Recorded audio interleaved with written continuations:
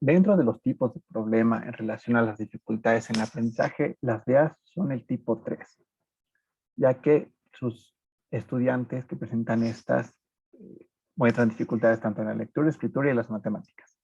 Dentro de la gravedad y la afectación, presentan una dificultad moderadamente alta y en la cronicidad es una dificultad relativa.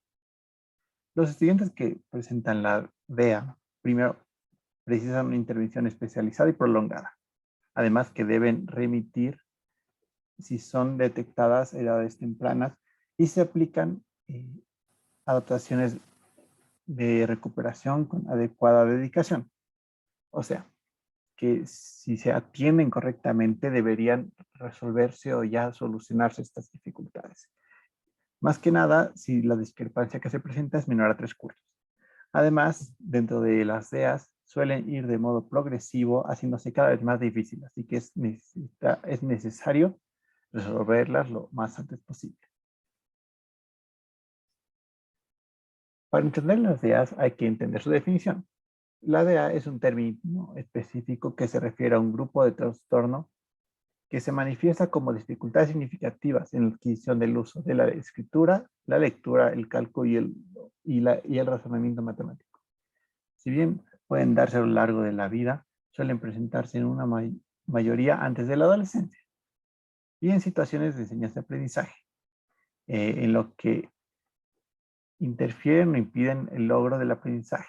Esos trastornos son intrínsecos, o sea que más que nada vienen las dificultades dentro del estudiante, más que de factores externos, ya que es presumible una alteración o, o disfunción neurológica que provoca retrasos en el desarrollo de las funciones psicológicas, más que nada en los procesos perceptivos o psicolingüísticos, la memoria de trabajo, las estrategias de aprendizaje o la metacognición.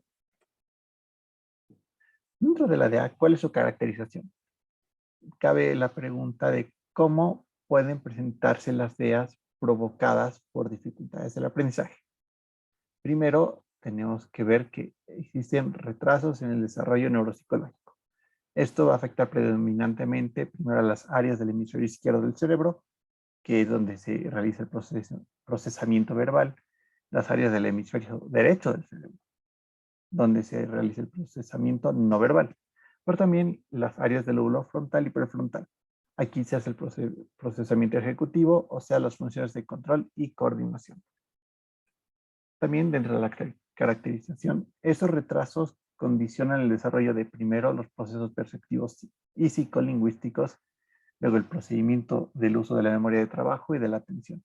O sea, ¿esto qué quiere decir? Que los alumnos con DEA no se caracterizan por una menor capacidad de almacenamiento. O sea, tienen la misma capacidad de almacenamiento que todas las demás personas sin dificultades.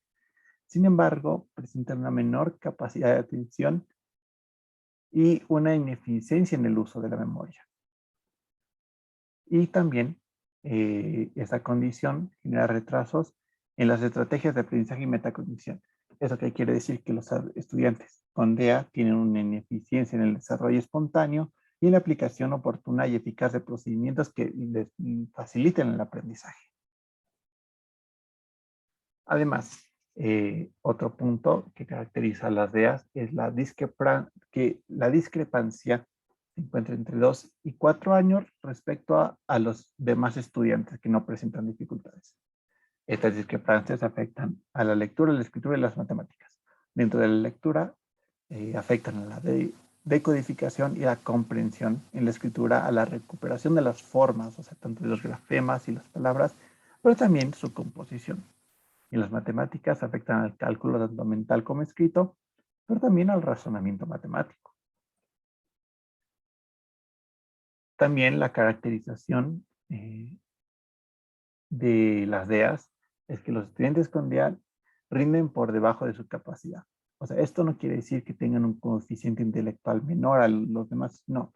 Generalmente se presentan un coeficiente intelectual medio, pero sin embargo, presenta más dificultades en los aprendizajes básicos, lo cual eventualmente va a ir haciendo cada vez que haya mayores dificultades. ¿Por qué? Porque va a aumentar la discrepancia, porque no pueden aprender o tienen dificultades para aprender esos aprendizajes básicos que son elementales para seguir aprendiendo, lo cual va a hacer que la discrepancia cada vez sea mayor. Y por último, la última caracterización del DEA es que no se detectan hasta el inicio de la educación primaria. ¿Y esto por qué? Porque en la educación primaria es donde se empieza la exigencia de esos aprendizajes básicos con una mayor intensidad, tanto de la lectura, la escritura y el uso ya matemático ya un poco más abstracto. Primero, es importante resaltar que las DEAs también se presentan en personas adultas, no solo es un caso de los estudiantes. Y es importante resaltar que para disminuir las consecuencias de estas dificultades del aprendizaje, debe haber remitido o estar en vías de, digamos, de una solución hasta la edad de los 8 años.